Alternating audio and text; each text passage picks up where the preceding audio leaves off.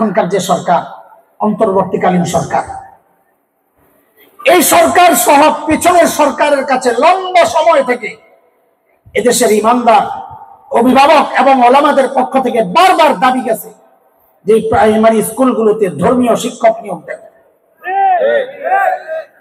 ইংরেজি বই আছে, শিক্ষক নাই এমন নাকি আপনাকে স্কুল? কথা বলেন আমার সাথে।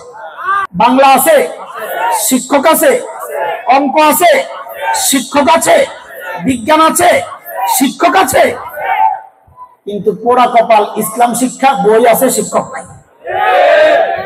এটা একজনের দায়িত্ব দেয়, আপনি বড়াইয়া দিয়ে। এই ধর্মীয় শিক্ষক নিয়োগ দেওয়ার জন্য লম্বা সময় থেকে ওলামায়ে কেরাম এবং দিনদার ইমানদার অভিভাবকদের পক্ষ থেকে দাবি যাচ্ছিল সরকারের কাছে। আমরা চাচ্ছি যেটা সেটা না দিয়া এই নতুন সরকার সিদ্ধান্ত নিয়েছে, গেজেট পাস হয়ে গেছে, প্রজ্ঞাপন জারি হয়ে গেছে। যা চাচ্ছি না ওইটা, সেটা হচ্ছে এই ৬৫,৫০০+ স্কুলের মধ্যে প্রত্যেকটা স্কুলে একজন করে গানের শিক্ষক নিয়োগ দেওয়ার সিদ্ধান্ত হয়েছে। বাংলাদেশের ৯০+ মুসলমানের ৮২% মুসলমান এদেশে ধর্ম চর্চা করে, নিজের সন্তানকে তারা দিন শিখাতে চায়, গান না। এখানে এমন কয়জন পাওয়া যাবে যে তার সন্তানকে গান শিখাতে চায়? এদেশের মানুষ যা চায় না, এদেশের মানুষের উপর এটা চাপায় দেওয়ার চেষ্টা হচ্ছে, পশ্চিমা কৃষ্টি কালচার চাপায় দেওয়ার চেষ্টা হচ্ছে। কেন?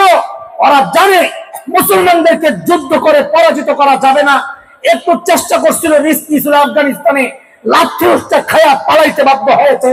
ওরা জানে ওদেরকে যুদ্ধ করে পরাজিত করা যাবে না। ওদেরকে পরাজিত করতে চাইলে ওদের মিজাজ মস্তিষ্ক নষ্ট করে দাও, আকীদা বিশ্বাস চিন্তার চেতনা নষ্ট করে দাও, মুসলমানদের তাহজিব তামাদ্দুন কৃষ্টি কালচার ধ্বংস করে পশ্চিমা কালচার এখানে বাস্তবায়ন করো।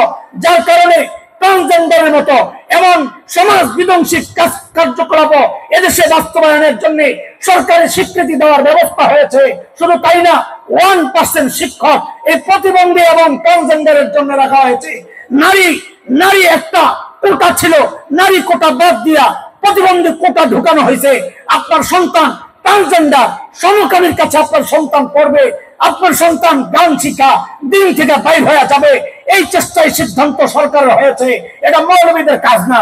মৌলবীর সন্তান এগুলা পড়ে না, পড়বে না, তারা কালা কালা রাসূলুল্লাহ পড়ে। আপনি আপনার সন্তান পড়ে, প্রত্যেকটা অভিভাবকের আওয়াজ ওঠানো দরকার। আমরা চাই না এটা, ইমানদার চাই না এটা।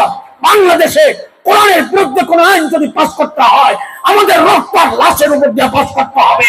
পাস করতে হবে।